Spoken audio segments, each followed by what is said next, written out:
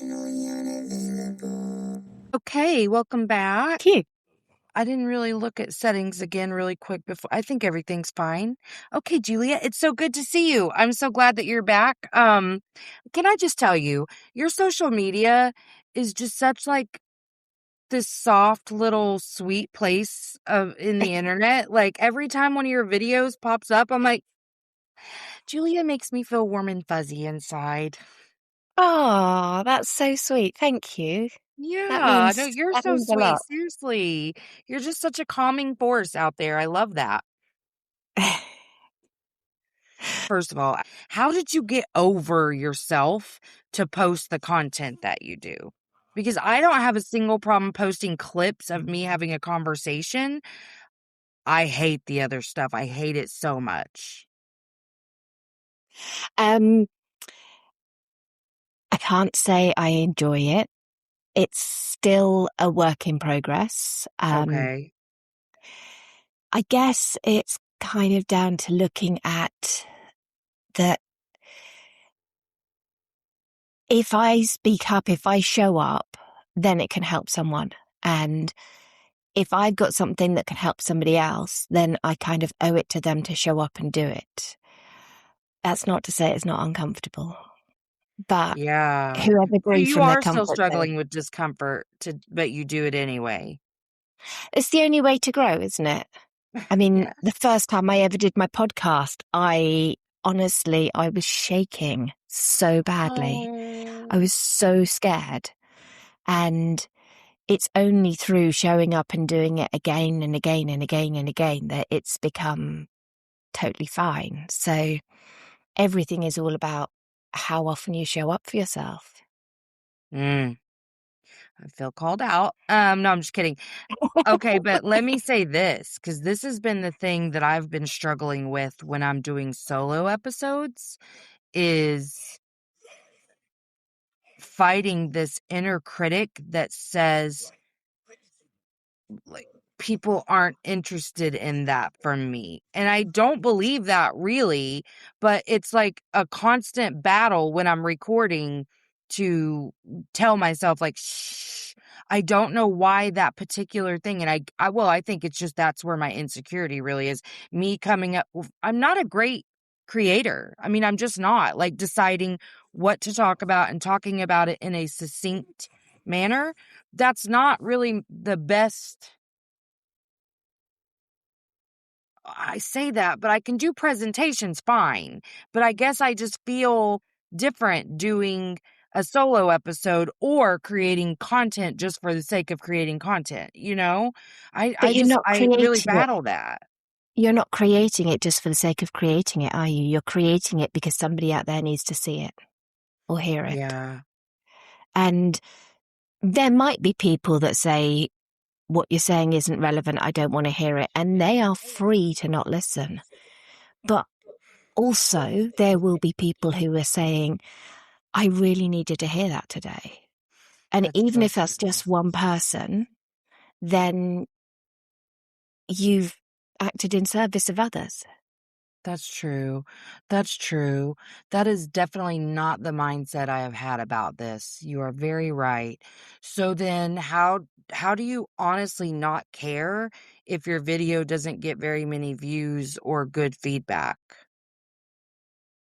Because it's not about the amount of views. I've had some videos get tens of thousands of views. I've had some videos get like 10 views.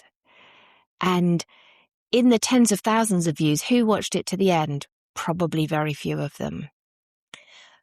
But in the 10 views, if one person heard something that they needed to hear that day, then it was worth doing it. Yeah. Yeah, way better mindset. I can see where I'm getting in my own way around this because I do feel a deep call to service for others. I mean, deeply, like always. And I just get so embarrassed about the whole thing whenever I create content in a certain manner. Podcast stuff, I can do. Even the solo stuff, I just move my laptop screen down so that I'm not like overthinking what I look like or anything, and just talk to my camera and go. Like sometimes I will fight that inner voice, but it's not anything like whenever I go to create a video of me talking to my phone, because that's the only other way I could do it is just create the same way I'm creating the podcast stuff, like on here, and post, which I could do that. But I'm kind of trying to figure out, like, am I making it too difficult for myself on purpose? Is there a way I should be doing, How All are you you have to doing be it? is your authentic self and just speak from the heart. Whatever's happening for you in that time, on that day, like I tend to record videos when I'm walking because I don't know, I just find that easier. And at the moment, I think the most likely video that I'll record is that it's so hot here in England at the moment. We don't have all these like things like air conditioning and pleasant things like that. We just melt. Oh. And bodies feel different in the heat. Bodies feel bigger. They feel more uncomfortable, and appetite is less in the heat. So I'm probably going to create a video because I'm finding that hard at the moment. So I'll create a video to say that, sorry, That's okay. that nourishing myself, I don't actually feel like doing that at the moment. So I'm doing it as an act of self-care, not because I want to eat, because it's hot Mm, and I've got no appetite. And it's hard to do things when it's really hot. yeah. Yeah. And so just speaking from the heart about what's going on for you at that time, or a memory that's come up of a time that you found really hard in the past, but now it's got a little bit easier. And to be like, I'm so grateful that now this is easier because the past me found it really, really hard to move through this. Yeah. And so it's just being, people tune into you for you. They don't tune into you because they want to see professionally produced videos and content. They tune into you because they like you, they resonate with you, and they want to see the authentic you. And if that's not perfect, well, that shows your humanity and makes them feel a little better about not being perfect themselves. Yeah, I guess there's just this voice that says they don't want to see a certain part of me, which I couldn't necessarily identify which part, but that's what it feels like. Every time I go to make that type of content, I feel like stifled and suffocated by myself. Yeah, the only way through it is to go through it. Ugh, I'm gonna have to do it. No, you're right. You're right. You're right. That it's just every time I watch your videos, I'm like, I know I could do it. It's so hard for me. But I know that's like an area I'm really blocking myself. So, Do you know, and when I'm I really record wanting to my discover why I believe this, because I can sit here and say, I believe my voice carries magic. I believe that. I believe that when I speak, people listen. But then I go grab my phone to do something and I'm scared and believing that nobody wants it. It's a ridiculous conundrum. It's just the inner critic, isn't it? Trying to protect you, Yes. trying to keep you safe, trying to Mm-hmm. stop you from a perceived rejection. But the only way you'll know that you're not going to get rejected is to do it.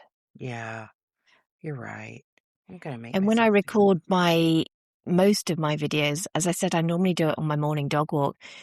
I am literally, I get out of bed in the morning, I throw on the same clothes every morning because they're going to be just for walking the dog. So I'm unshowered, wearing the same stuff just about every day. Normally my hair is like messy or scraped back. And it's just me. That's it. You just do it anyway, huh? Yeah.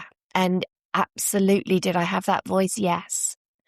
That voice that said, Nobody wants to see. You should make sure you have had your shower and got some nice clothes on and done your hair nicely and worn makeup and never even wear. Hey guys, it's me. Emotionally Unavailable is produced 100% in-house by me with no team. So if this show has ever helped you and you want to give back, subscribe to the Patreon. There's several different levels with different benefits in each. Check the show notes and you can see what each tier subscription will get you. There's also lots of fun things coming down the pipeline for the Patreon subscribers. So get in early. You can get a workbook, you can buy merch, you can do any of the things, and all of that supports the show to help it keep going. Really appreciate every single one of you. I love you so much, and I can't wait to see what we continue to do together. Makeup.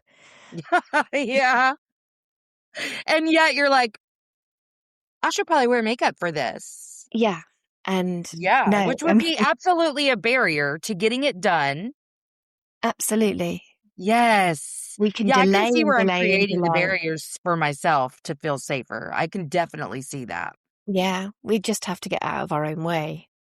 Yes, okay, I will eventually. I'm glad we had this I'm talk. going to look at your Instagram tomorrow and see if you've done one. Oh my God, called out, called out. Feel free to message me and harass me about it. For sure. I need some accountability. Okay, you know what you were saying is really interesting about the heat. I live in a particularly hot place, although we do have air conditioning, so woof, I cannot imagine it not being the case that we don't. Oh, no air conditioning? Like, no. But it does change the way you feel It from the does. time you wake up until the time you go to sleep. So this is an interesting thought because I don't think about stuff like that. What are you doing to, like, are you just kind of switching up? Like, are you eating more fruit right now? Or, like, how are you dealing with the loss of appetite related to the heat? I am wanting fresher food for sure. So I am wanting more like fruit and like salady stuff and things like that.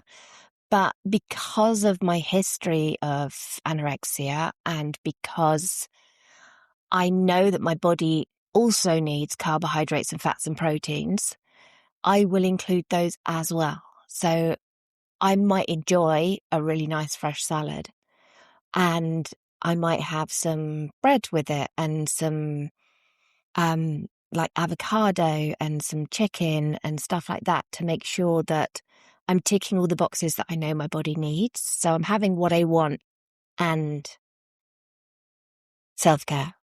Yeah.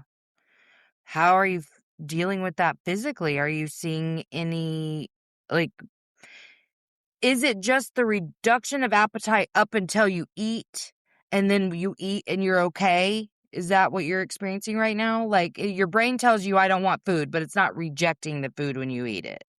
No, it's not rejecting the food when I Okay, eat it. good. I'm not enjoying eating at the moment. And that's okay. That's just how things are at the moment. It will pass. Previously, I would definitely have used that as an excuse not to eat. In fact, I'd have felt really good about it. Oh, yeah. Mm-hmm. But Yes, the things we will do. That was something that I really thought of after losing my son was for about 3 days, I couldn't eat. And I mean, I kept trying. I was trying, but I could only tolerate a couple of bites of like potato products, fries, chips, hash browns. But I remember thinking, ooh, I know there was a time I would have leaned into this and been like, yes, I'm not hungry. And I know I could have taken that as far as I could still be not eating 6 months later if I had not made a very conscious choice then to eat. I was like, you need to be nourished. And I know what happens to me when I'm hungry. I'm a psycho and I can't think right. And yeah, I was like, no, you are already extremely dysregulated, that will only get worse. You have to try to eat. And because I did take those small bites, eventually that brought my appetite back. And about 3 days later, I was able to eat regularly again. But I I remember thinking that, like, ooh, there's a time I would have been like, yes, I'm not hungry. I'm gonna use that for all it's worth and just starve and starve and starve. Like those poor people. Have you ever heard anyone say this? I've had several friends who have gone through some form of cancer, usually breast cancer, and they go through chemo and they're so disappointed that it didn't make them lose weight. And they'll say things like, I may be the only person who gained weight on chemo. I don't know if you've ever known anyone like that, but how devastating that you're going through a life-altering illness and still your weight is at the forefront of your mind. It's the societal conditioning, isn't it? It's diet culture, and it is so sad.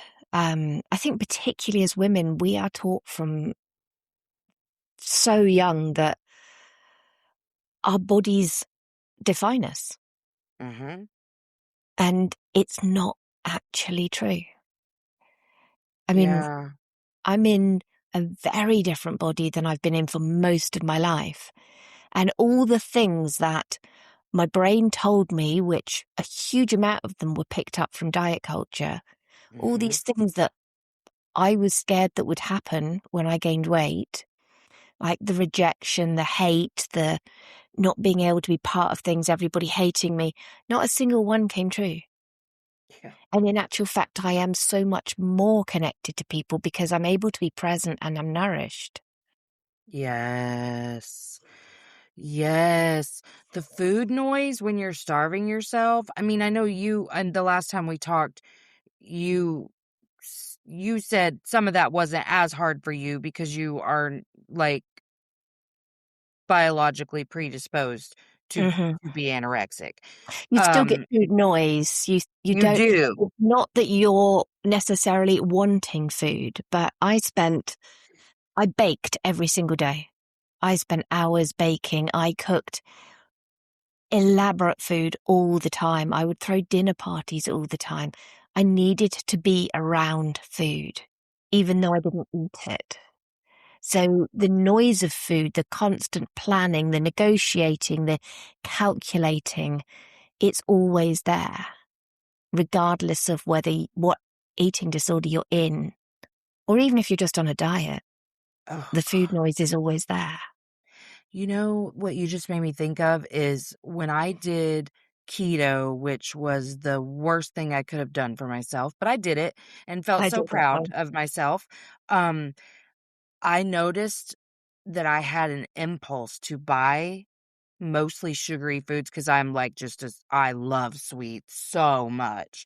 Um, so I would still buy it and just like give it to my kids or give it to someone, like constantly buying food and giving it to someone else because I couldn't stop myself from buying Yeah, it. It hit some sorts of dopamine for me, but I yeah. was like not going to eat it. So then I would just give it to somebody all the time, every day, I used to hide chocolate in the back of my wardrobe just in case. just to have it there. And I used to like open packets of chocolate. I used to lock myself in the bathroom and open packets of chocolate and sniff it. Oh my gosh. That is so real. Yeah. I am sure I've done something similar. I am sure I have because I'm all or nothing. So either I'm going to calorie restrict to a really unhealthy place or just eat whatever the hell I want all the time and probably go overboard. Like I have spent the last couple of years trying to just not care and just like eat when I want to eat. I've noticed lately that I do have a tendency to eat in an unhealthy manner in the evening if I went too long during the day without Mhm. eating. I'm still learning to listen to my hunger cues. I'm still even learning to feel those hunger cues. Like I spent a long time ignoring them, so it doesn't register very quickly to me. I kind of sometimes I'm like, "Oh shit, I'm in a bad mood. I forgot to eat today." And then as soon as I do, you know what your brain does when you've starved for too long. It's like, oh, food, food, food, food, food. So I will have an evening where like nothing is enough. Thankfully, at this age, I can't do what I could do in my 20s where I could really go on a binge. And I mean, eat like crazy amounts of food and really hurt myself with that. Now I get full so much fast. I have too many digestive issues, probably just from years of not taking care of myself in that way. But I'll get full way too fast, and I it's not worth it to me to feel like the misery that will come with that. So I cannot harm myself with food the way that I once could, but it's still like I know if I don't eat during the day, it's gonna be a long night because nothing's gonna really satisfy me. Like I'm just gonna keep wanting to eat. Yeah, that's so common. Our bodies need a certain amount of food, and if they don't get it when they need it, they will ask for more. They will ask until they're satisfied. And I mean, the excessive hunger is a biological response to restriction. Mm-hmm. So I tend to view eating as not just listening to hunger cues, but it's an act of self-care. So if I'm focused on something, if I'm busy, I don't notice my hunger. Mm-hmm. And I have now built into my schedule, when I book things in my diary, I make sure that I book in a lunch break. I Yeah. make sure I have breakfast, whether I want it or not, I have it, because I was gonna my ask body you about that. needs that regular food to feel safe. Just like I clean my teeth every morning and I clean my teeth before I go to bed. Now, do I want to clean my teeth? No, not especially. It's like I'll fall asleep on the sofa, I'll wake up, I'll stagger upstairs, and all I want to do is just get into bed. But no, I go into the bathroom and I clean my teeth. That's an act of self-care. I do it Yeah. not because if I don't, I'm going to wake up with holes in all my teeth, because it would never happen that quickly. But it's just looking after this human body. Yeah. So how did you start, like, with the breakfast thing specifically? Was it just a decision and you started just doing it? Because I really, more often than not, like yesterday I was pleased because not too long after I woke up, I was hungry and I was like, oh, good, because I'm hungry enough for me to notice this and eat before I start my day. Um, but I don't. That's part of my problem, is not eating when I get up, because I don't like the way I feel when I first wake up. And I'd probably feel better if I'd just go ahead and eat. But so I guess I thought that was okay. Like, if you're not feeling it, don't do it. No, not good. Everybody's different, and you've got to do what feels right for you. Because of my history, I know I have to look after my body. And I know that even if I don't feel well and I've lost my appetite, I still need to eat. Now, I Yeah. might not be able to eat as much as I would normally eat, but I still need to eat. And breakfast is my way of reassuring my body after a night of no food that food is plentiful, that there is no famine. And I hated eating breakfast when I first started eating breakfast. To be honest, I still don't particularly enjoy eating breakfast. But I Yeah. do now get hunger signals for breakfast because my body is used to having it. And I definitely find that it's easier to get through the day. Yes. Yes. That's what I want too, is like energy sources, you know, all of that. Like it's just so often that I'm just not feeling as good as I possibly could, because there are way too many days where I didn't feel hungry for breakfast and then I got too busy and now I'm not eating until like 4:30. And that's not good. That's not good. I don't feel great. I'm bitchy. I'm tired. Yeah, I noticed yesterday, because I ate all 3 meals at good times, I didn't need a nap. And I was like, "Oh, there might be a correlation there." definitely. So then It's what do you energy. do for breakfast if you're not, like, if you're just doing it because you know you need to, you just do a light breakfast or what? Um, I tend to have. This morning I had yogurt and fruit and granola. Or I love crumpets. I don't think you get crumpets out there. I Is it love a crumpets. pastry or? No, it's kind of like a bready product. Okay. And you toast it, and I have it with Mm. butter and Marmite and peanut butter all together. And it's lovely. And so I quite often have a couple of crumpets for breakfast. And in that, I'm getting the fats, the carbohydrates, the protein. So yeah, I'm trying to make sure that I hit the things I know my body needs. So you try for every meal to make it well-rounded. I'll have whatever I want to have and then add things to it to make it well-rounded. I like that a lot. Yeah, like add a salad even if you're not like Yeah, with some avocado and bacon or something, even if that's your meal doesn't have. not to say I won't just have a pizza if I'm exhausted and I'm hungry and I don't want to cook and I just put a pizza in the oven. Some days I will Yeah. just do that. And that's Yeah. fine because I'm not perfect. Mhm. But as a general rule, As a you general just rule, kinda, "Okay, I like that a lot. I like that a lot." That's pretty low pressure, I think. How does that work differently for you, though, with your tendency to want to not eat versus somebody like me or my son where we really we love food so much and we want to eat all the time. I mean, yes, I go through like daytime I can not eat whatever, but like he's even like a foodie. He can pull out like, "Oh, I taste some cinnamon in this," or "I taste what," like I just like food. You just give me some food, I'm good. He loves the experience, whatever. So, what do you think is different for somebody who doesn't care that much about food versus someone who does? Is there anything different in the way that you have to approach the self-care?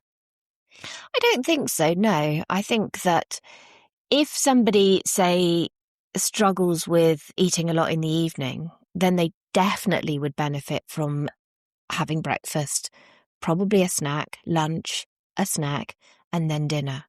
And they would probably find that after a few days of doing that, they weren't feeling so hungry in the evening. Mhm.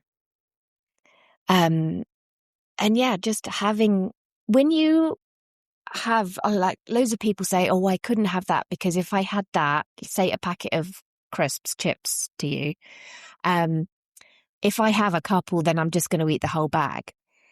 But if you let yourself have them whenever you want them, you never have that, oh, I want to eat all of it because it's freely available. Yeah.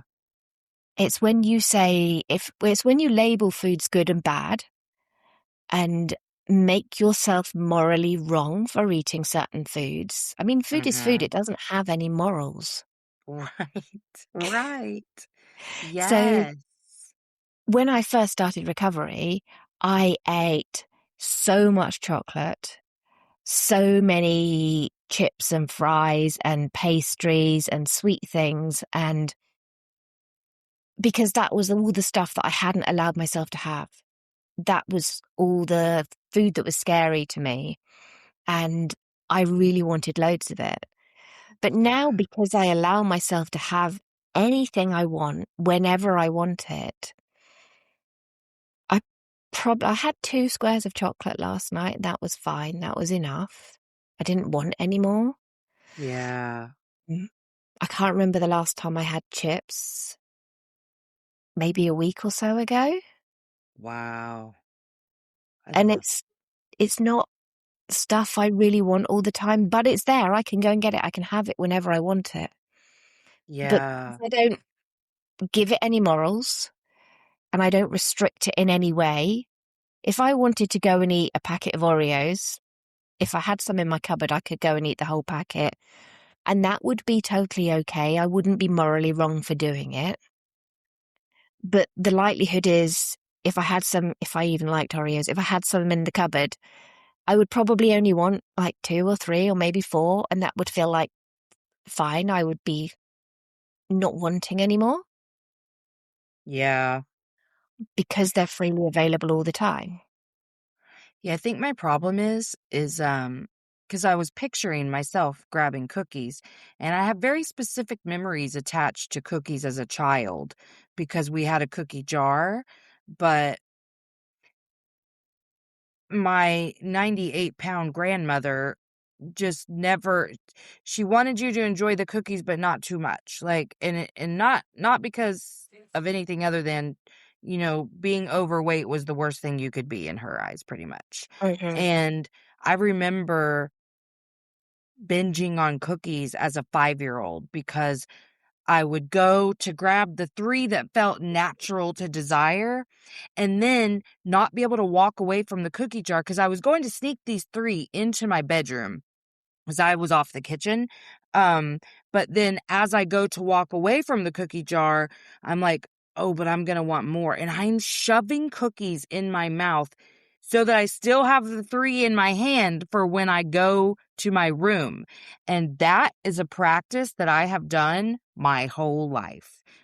Even after I moved out, every time I think, oh, I'm just going to go grab a few cookies, I start going crazy on the actual container because it feels like scarcity when I walk away with the amount that feels okay to grab. Like, okay. And I've even tried to trick myself, like, oh, then grab 6. Like, grab whatever amount you want, like you think you want, grab 7, and still I will at least eat 1 or 2 at the like counter before I put them away and walk away. Like cookies do this to me every time. So I'm just thinking that, I just need to, this is not an area where I've applied the tools that I use in all the other parts of my life is with food. And I was, for the first time, really able to see just in this conversation, like, oh, I need to nurture myself through those interactions with food and be like, nothing's wrong with you for wanting these. They're going to be right here. And if you have to Yeah, walk back 10 times to get the amount that you want, that's okay. You're exactly right. okay. So you can take what you think you want, say that was the 3, and reassure yourself that if you want more, you can go and get more. There is no scarcity around it. And if the cookie jar is empty, you can go to the shop. Yes, and I will. Yeah. And the more you take away the scarcity and just allow it to be freely available, the less power it has over you. Yes. Because we give food Yeah. so much power, but So it's much. actually just food. It's like putting petrol in your car. It's just fuel, and it has no Mhm. morals. Lettuce is not morally superior to cookies. Yeah. It's just food, and your I think body I, needs ha- a I balance. the shame around it now is that I know I'm at the very least in the pre-diabetic area. I haven't gone to get it checked in a while because I didn't like what was going on before. And so I really thought I'd get my shit together before, the next physical came around and that it'd be fine. And I haven't. So, like, there's the shame because it's like, well, you should be taking better care of yourself. Like, better. And so I just kind of, versus dealing with any of the shame, I just kind of ignore this entire part of my life, like how I'm eating, any of that. I really have been avoiding it. It's Yeah. interesting because you gave yourself a judgment there of saying you should be hmm taking better care of yourself. What would that look like? More movement and less sugar and eating on a more regular basis. Okay, so how would that affect you if you did that? Presumably, it would make my blood sugar better. And are you struggling with your blood sugar now? Do you notice effects of it? Not as much right now, honestly. Uh, which is more worrisome, to be honest. When I was for sure in the pre-diabetic range and was having a lot of fluctuations, I felt pretty awful. Um, no, I can't say I'm feeling any of the symptoms of it right now. So if you were given a human being to look after that was like a fully formed adult human being, but had just, like, I don't know, you were just given a fully formed adult human being that had no experience of being human, how would you nourish them? Would you wait till they started shouting at you saying, I am so hungry now that I need everything? No. What would you do? I would give it regular meal times. Yeah. And what effect do you think the regular meal times would have on this human's blood sugar? I think it would make it more stable. Yeah, exactly that. So when your body knows that food is coming, like it's never going to be more than, say, 3 hours away, then you're not getting all these big dips in your blood sugar because you're regularly nourished. Yeah. And your systems start to function much better because they know that the next lot of energy, the next lot of fuel is coming soon. And you don't Yeah. get cravings for sweet things as much when you nourish regularly because you're giving your body the energy it needs regularly. The craving for sweets and carbohydrates is because your energy's dipping. And then your Mm, body's going, I either need you to rest and sleep, or I need you to give me something that's really quick release energy. And quick release energy is in your simple carbohydrates and your sweet foods. So that's why people crave that sort of stuff. It's because they're tired, their body needs energy, and their body wants the energy quickly. I wonder if that's why I'm not feeling as wild of fluctuations is because I do sleep a lot more. I haven't been the last little bit, but I wonder if the sleeping more helped with that part because I definitely was feeling so tired, Yeah. which I just think was related to grief. But I wonder if the fact that I gave myself permission to rest so much is why I'm not feeling the wild blood sugar fluctuations because it was pretty gnarly for a little bit, like increased heart rate, the feelings of dehydration, all kinds of stuff. I mean, I just was not feeling well there for a little bit. But yeah, physically, I'm I'm just more tired, but I guess that's probably, I mean, even before grieving, like I was stressed too. Um, but yeah, I'm not feeling all the crazy, just more tired. So I'm wondering if that's why.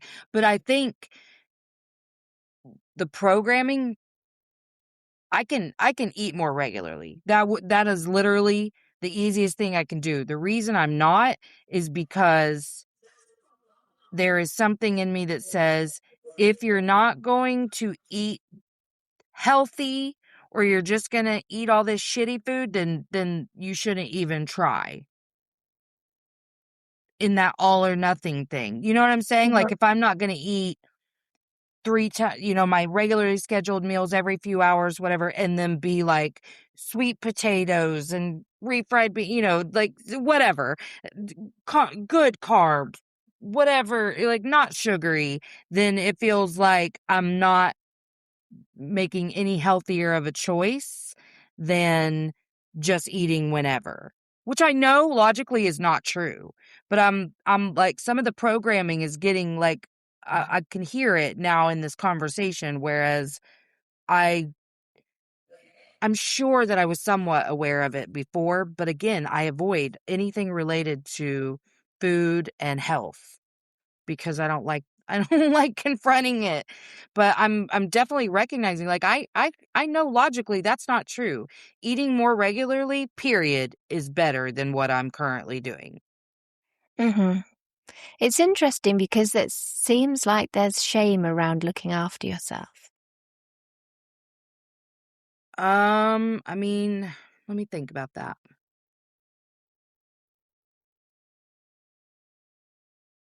I think it's perfectionism. I think it's if you're not going to do this 100% perfect, there's no point in doing it at all. So how do you get on being 100% perfect then? How's that working out for you? Yeah, it's working great, as you can see. As you can see, I'm doing a really good job at being perfect. Yeah, I guess, I mean, and so the all or nothing mentality related to diet or anything related to eating has always been there. Like, cause that I was a really good dieter about once every 3 years. I would like completely lose it, like eat whatever the hell I want, binge all the things for about 3 years. And then I'd quote unquote get it together and hardcore restrict and lose all the weight and be miserable.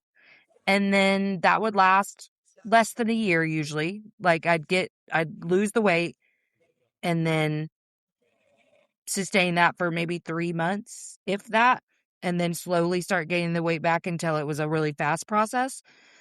So I definitely recognized it even before, but I don't know, other than what I said earlier about just like the same type of nurturing that I'm giving myself around everything else. I think that may be the missing link here, is talking Absolutely. to myself, like, and really getting in tune with those versions of me that did that to myself because I hated my body because I was taught to. And that's the key thing, right? You were taught to. Society taught you to. Caregivers taught you to.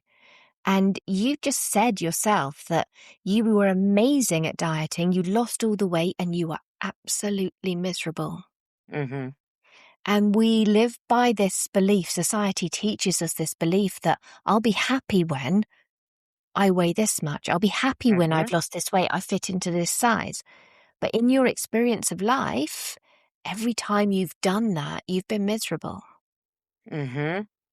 And realistically, when you were in a smaller body, were more people more wanting to be friends with you? Were you more powerful in what you did?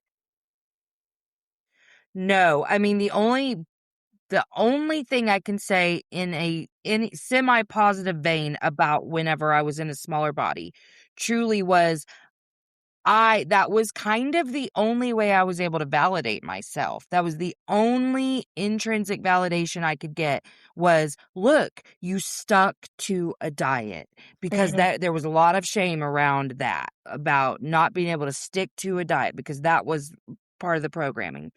And I would venture to say, and I'm hesitating because I know how this is going to sound, but I actually lost friends probably, or at least the relationship gap became wider Yeah, because they didn't like the way me losing weight made them feel sometimes. So there was that. absolutely. And then also all of the insane amount of compliments that I would get was a double-edged sword, because I would love the way it felt, but I would also go, and what you're doing is confirming that you were judging me when I didn't look like this. And that was the first thing you noticed when I walked in the room, was that I was bigger or whatever. And so every time I'd start to gain the weight back, oh my God, the isolation became out of control. I wouldn't want to go anywhere because I was like, no, that's the first thing people are going to think about me when I walk in the room. It's like, she's gotten big. And then anytime I'd lose it, that was confirmed to me, because they're like, the first thing, you don't look like the same person. People who think that's a compliment, it's wild to me. I'm like, thank you. Yeah, Okay, it's thanks.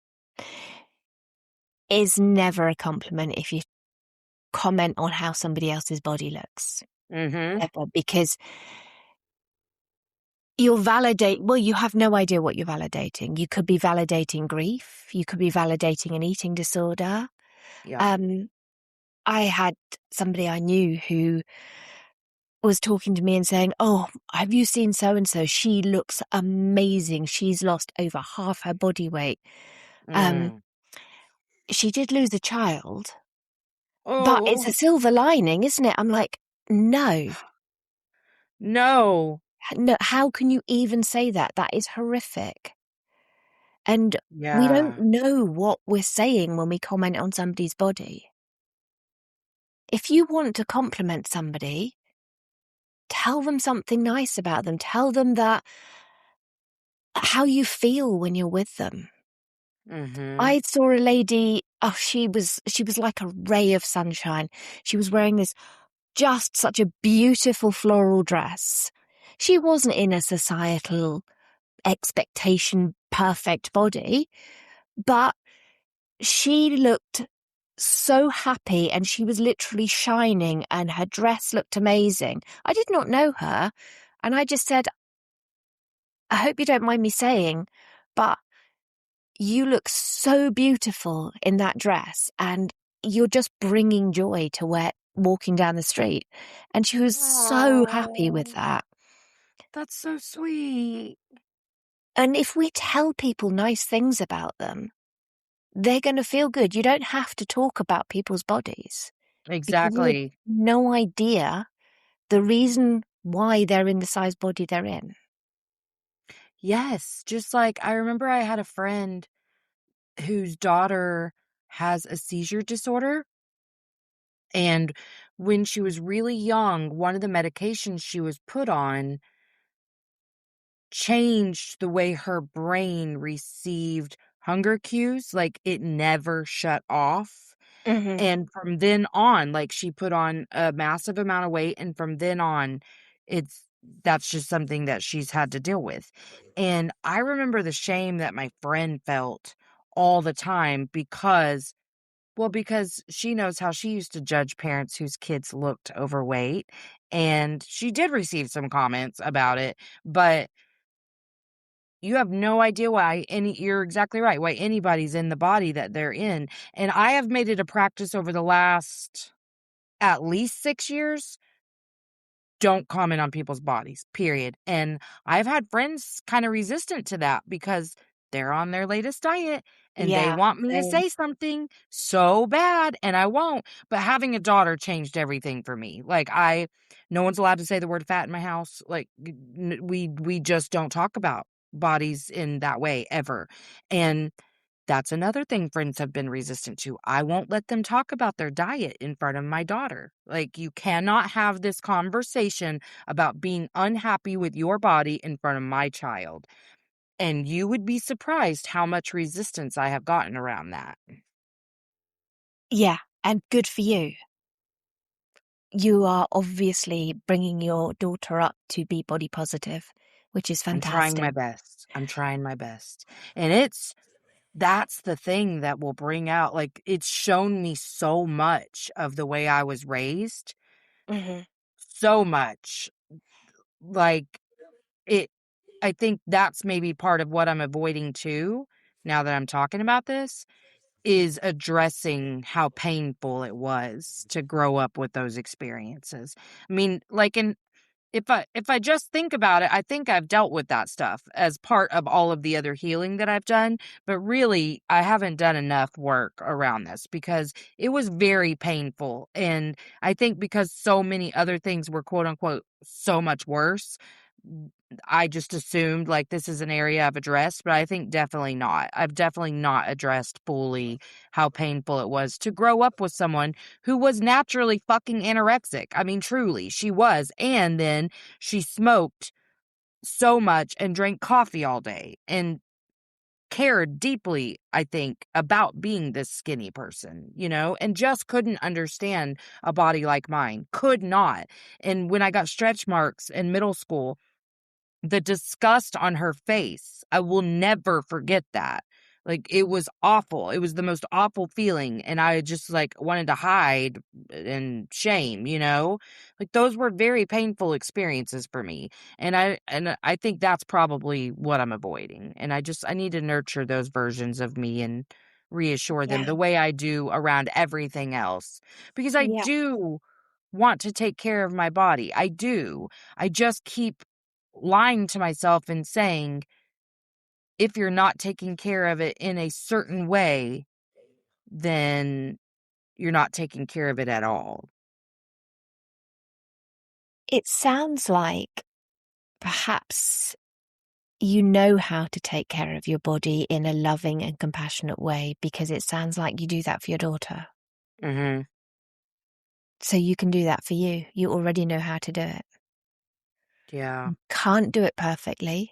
Like I said earlier, yeah, some nights I just have pizza. I have no vegetables, no salad, no nothing. And that's okay, because it doesn't have to be perfect. It's impossible to be perfect. Do you know anyone that's perfect? No. Yeah, it's impossible. And having compassion for yourself in the messy times as well as the times where things are going well. I mean, I don't work Sundays, and quite often if I've had a full week, on a Sunday afternoon, I'll sit down, I'll put a film on, and as soon as I sit down, I'm like, I am so hungry. And I'll go and get biscuits and peanuts, and I'll sit down and I'll start eating them. And I could easily eat the whole packet, and sometimes I do, and that's totally okay. But actually, what I've noticed more and more is that I'm so hungry is actually I'm so tired.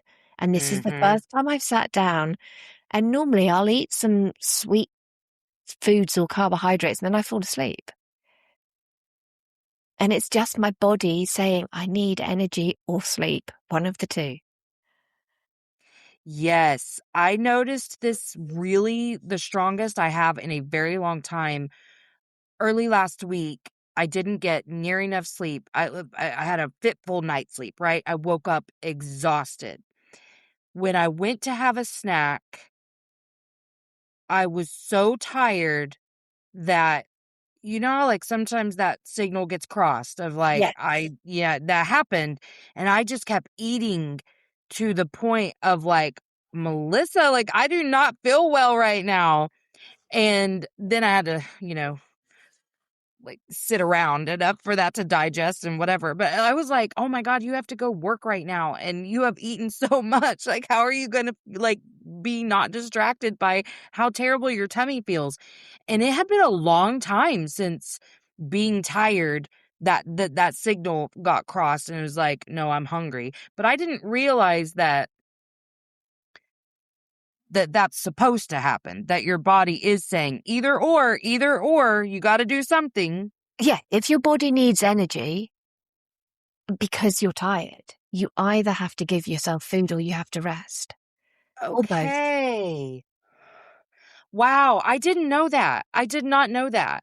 I just thought, oh, this is another weird side effect of years of disordered eating. I really thought that. I did not know this was a natural thing for your brain to be like, you got to do one or the other.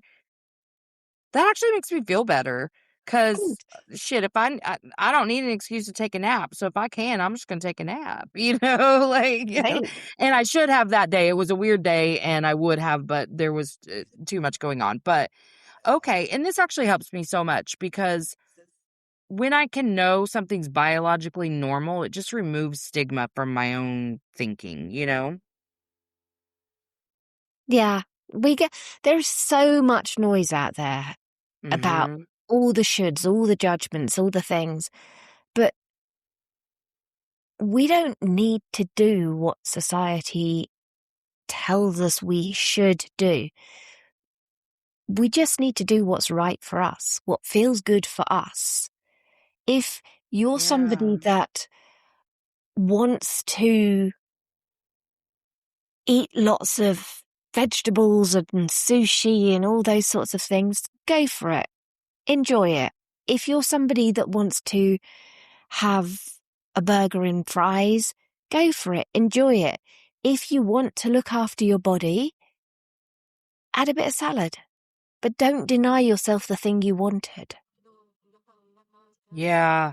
See, this is where I got really messed up. Is for a minute after I unfollowed all the fitness folks and all the diet folks, I had a couple that I hung on to who were in the quote unquote intuitive eating space. Okay.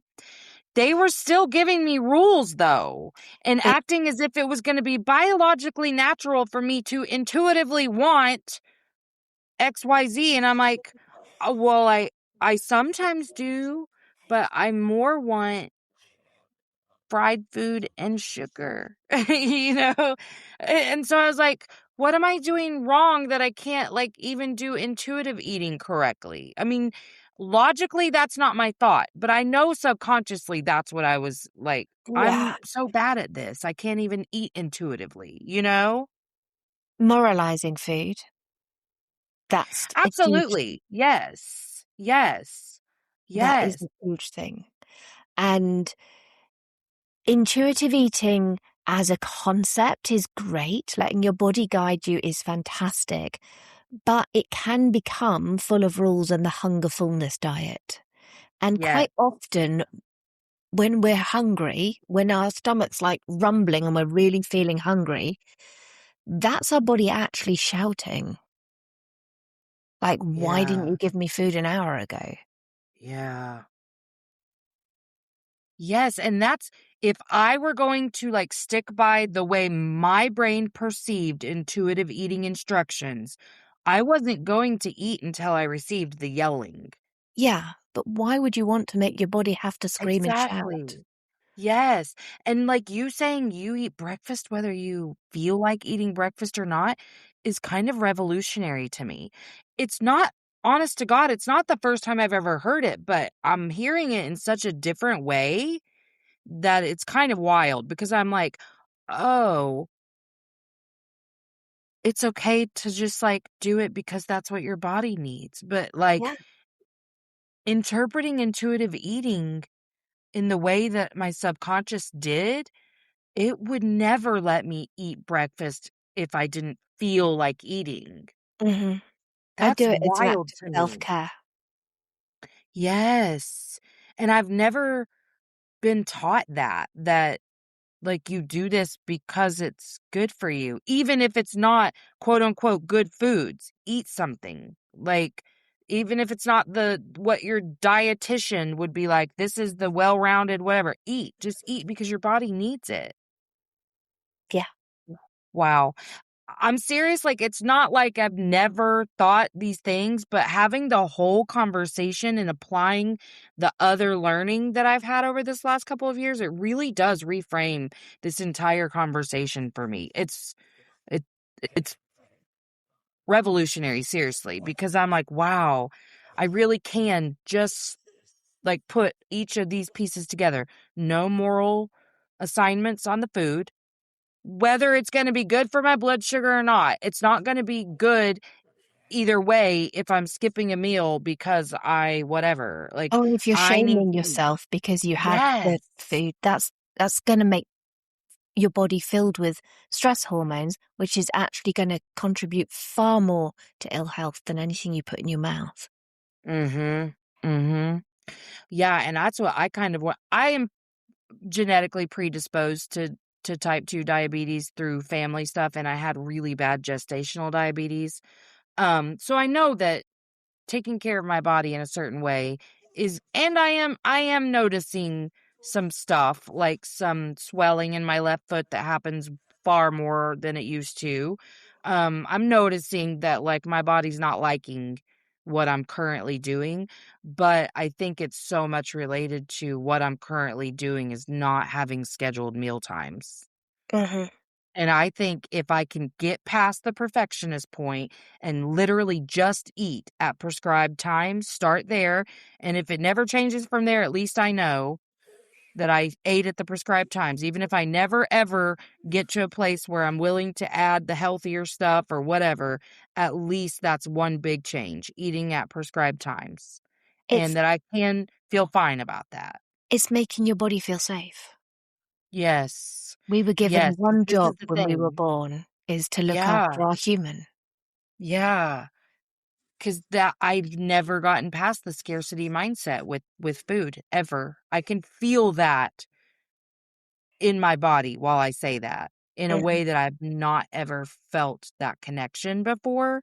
So, I can definitely feel, okay, if I things will change very positively if I start eating at regular times. I can feel that. So, I feel really good about that, actually. Good. Yeah. I'm really Man, this pleased. has been beautiful. I appreciate you so much, like legitimately. Tell us again where we can find you. And audience, in case I forget to say this, I will make sure I link our previous episode together too. That'll also be in the show notes. So if you didn't catch the first time Julia was on, that will be in the show notes. So will all the links, but just tell us, out loud. So it's at Julia Trehane on Instagram. Fly to Freedom is my podcast. And my website is juliatrehane.com. So yeah, come and Yes, find and me. you're gonna want to follow her on Instagram because her videos really are a warm hug. Like every time you pop up, I'm so excited to see you. I'm like, what's Julia talking about? You have just the most calming voice, so I love it. If you want videos, come and join me on YouTube, which is Fly to Freedom again, because I'm starting to put a lot more videos on YouTube about how my life is opening up. Now I'm completely free and I'm actually going traveling for 9 months. So we're going to be documenting a lot of that. And so there'll be lots of Oh, videos on there coming up. how exciting! Oh my gosh, yeah, Flight of Freedom. Okay, well, if I'm not subscribed, then I will make sure I do that. Amazing. And again, all that will be in the show notes. I appreciate you so much. Thank you so much. Thank you. Okay, I'm pressing stop. Hang out 1 sec. Thanks for coming to Emotionally Unavailable. If you haven't already, like, subscribe, and share.